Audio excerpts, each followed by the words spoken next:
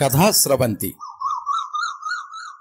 Online magazine SHAR వాణి September 2024 సంచికలో ప్రచురించబడిన కథానిక నీలాపనిందలు. రచన శ్రీమతి తెరికిచెర్ల విజయలక్ష్మి. వినిపిస్తున్నది పప్పు భోగారావు.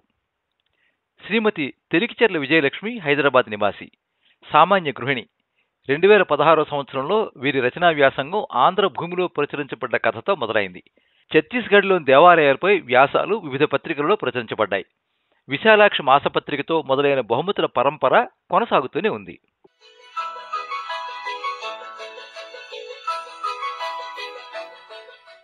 ఎందుకురా కన్నాల ఏడుస్తున్నావు అంటూ మనవడు చింటూని బుజ్జగించింది సుందరమ్మ. నానమ్మ ఎంత బుజ్జగించినా ఊరుకోకుండా ఏడుస్తూనే ఉన్న మనవడి బాధకు కారణం ఏమిటో తెలుసుకోవాలని గడ్డం పట్టుకుని ముద్దు చేస్తూ, అమ్మ కొట్టిందా? ఐస్ క్రీం కావాలా? ఏం కావాలో చెప్పు మరి అంటూ చింటూని ఒళ్ళోకి తీసుకుంది సుందరమ్మ. గణేష్ చవితి మనం చేయకూడదంటున్నాడు నాన్న.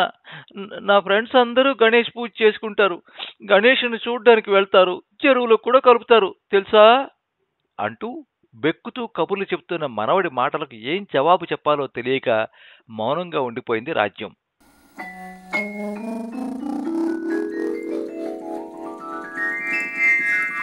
గణేష్ మహారాజ్కి జై, గణేష్ మహారాజ్కి జై అనే నినాదాలతో వీధి మారుమ్రోగుతోంది. 15 ఏళ్ల రవి ఇంట్లో వినాయకుడిని చేతులతో అపురూపంగా పట్టుకుని వీడ్కోలు యాత్ర కోసం స్నేహితులతో బయలుదేరాడు. బోలో గణేష్ మహారాజ్కి జై, జై బోలో గణేష్ మహారాజ్కి అంటూ అరుపులు కేకలతో డాన్సులు చేస్తున్నారు జనాలు. వీధంతా సంతోషంగా ఉంది. ఎన్నో బళ్ళు, జనంతో రోడ్డంతా కిక్కిరిసిపోయింది. సోఫాలో కూర్చున్న రవి తండ్రికి ఒక్కసారిగా గుండెలో నొప్పి మొదలైంది. భోజనం అరిగినట్టు లేదు అనుకుంటూ ఛాతీ మీద రాసుకున్నాడాయన. నొప్పి తగ్గకపోగా పెరుగుతోంది. చెమటలు పోస్తున్నాయి. భార్యను పిలవటానికి ప్రయత్నిస్తుంటే మాట పెగలటం లేదు. రాజ్యం అంటూ భార్యను కేకలు పెట్టడానికి ప్రయత్నిస్తూ సోఫా మీద ఉరిగిపోయాడు. భార్య వంటగదిలో తన పనులన్నీ చక్కబెట్టుకుని భర్త వద్దకొచ్చి, అదేంటి అలా పడుకున్నారు, సరిగ్గా పిల్లో పెట్టుకోండి అంటూ తట్టి లేపడానికి ప్రయత్నిస్తూ బాధతో గుండె పట్టుకుని విరవెల్లాడుతున్న భర్తను చూసి భయపడింది. గణేష్ నిమజ్జనం గుంపుతో కొడుకు బయటికి వెళ్ళాడు. ఏం చేయాలో ఒక్క నిమిషం అర్థం కాలేదు ఆమెకు. వెంటనే ఊర్లోనే ఉన్న అన్నయ్యకు ఫోన్ చేసి, అన్నయ్య మీ బావగారికి ఒంట్లో బాగోలేదు, త్వరగా రా అంటూ ఏడ్చింది. ఎలా రమ్మంటావు? ఈరోజు గణేష్ నిమజ్జనం జరిపే రోజు. హైదరాబాద్ ట్రాఫిక్లో వినాయకుని వీడ్కోలు యాత్ర ఎలా ఉంటుందో నీకు తెలుసు కదా. ధైర్యంగా ఉండు. అంబులెన్స్కి ఫోన్ చేసినా అది వచ్చేసరికి చాలా సమయం పట్టచ్చు. ఇరుగు పొరుగు ఎవరినైనా రిక్వెస్ట్ చేసి బావగారిని దగ్గరలో ఉండి హాస్పిటల్కి తీసుకునిరా, నేను డైరెక్ట్గా హాస్పిటల్కి వస్తాను అని అన్నయ్య చెప్పగానే పక్క ఇంటికి పరిగెత్తింది రాజ్యం. పరిస్థితి అర్థం చేసుకున్న పక్కింటి వాళ్ళు కారు తీసుకొచ్చారు. ట్రాఫిక్ పూర్తిగా జామ్ అయింది. కారు ఒక అంగుళం కదిలించడం కూడా కష్టంగా ఉంది. హోరున డప్పుల శబ్దాలు మోగుతున్నాయి. ఒకరి మాట మరొకటికి వినిపించడం లేదు. గల్లీ గల్లీలు గణేశుడి వీడ్కోరు సంబరాలు చేసుకుంటున్నాయి. ఆ ట్రాఫిక్లోనే గంటలు గంటలు గడుస్తున్నాయి. హాస్పిటల్కి చేరుకోవాలని విశ్వ ప్రయత్నం చేశాడు డ్రైవర్. సమయం మించిపోయింది. రవి తండ్రి ప్రాణం అనంతవాయువుల్లో కలిసిపోయింది. అప్పటినుంచి వినాయక చవితి సంబరాలకు వెళ్లటమే మానేశాడు రవి. రాజ్యం కూడా భర్త పోయిన విరక్తిలో వినాయక చవితిని పట్టించుకోవడం మానేసింది. రవి చదువు, పెళ్లి, పిల్లడు పుట్టడం జరిగాయి. తండ్రి పోయిన దగ్గర నుంచి రవి ఇంతవరకు ఇంట్లో వినాయక చవితి చెయ్యలేదు. అందరి ఇళ్లలో వైభవంగా వినాయక చవితిని చూస్తున్న మనవడు తనకి అలాంటి ఆనందాలు కావాలని కోరుకుంటూ, అమ్మా మనం వినాయక చవితి చేసుకుందాం అని తల్లిని అడిగితే, మనం గణేష్ చవితి చేయకూడదు అంటూ కొడుకును కోప్పడింది. అందరూ చేసుకునే పండగ మనం ఎందుకు చేయకూడదో అర్థం కాక ఆ పసి ప్రాణం విలపిస్తోంది.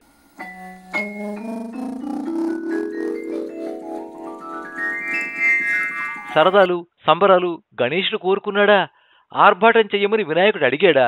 మనుషుల తప్పిదాలకు దేవుని పూజ మానటం ఎందుకు? పోనీలే, ఇప్పటికైనా ఈ పసివాడు నా కళ్ళు తెరిపించాడు అనుకుని అప్పుడే డ్యూటీ నుంచి వస్తున్న కొడుకు వైపు చూసి నవ్వుతూ, రవి మంచి మట్టి తీసుకురారా, చక్కటి వినాయకుడి బొమ్మ చేస్తాను. ఆ రోజు అలా జరగాలని రాసి ఉంది, జరిగింది అంతే. వినాయక వ్రతం చేసుకుని కథ చదువుకుని అక్షింతలు వేసుకుందాం. నీలాపనిందలు ఆ వినాయకుడికే తప్పలేదు. మానవ మాత్రం మనం ఏపాటి?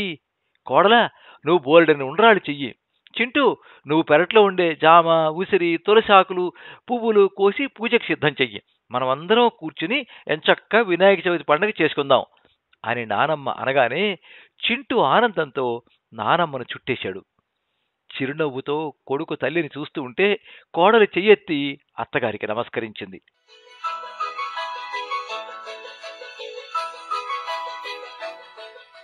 మీరింతవరకు నీలాపనిందలు కథానిక విన్నారు. రచన శ్రీమతి తెలికిచెర్ల విజయలక్ష్మి. వినిపించినది పప్పు భోగారావు. ఈ వీడియోని లైక్ చేయండి, మీ మిత్రులందరికీ షేర్ చేయండి. ఇలాంటి మరిన్ని మంచి కథలు వినిపించడానికి ఈ ఛానల్ని సబ్స్క్రైబ్ చేసుకోండి.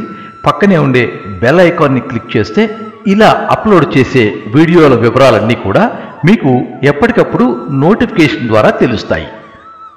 ఎప్పుడు మీ అభిమానాన్ని కోరుకునే పప్పు భోగారావు. సర్వే జనాః సుఖినో భవంతు. కథా స్రవంతి.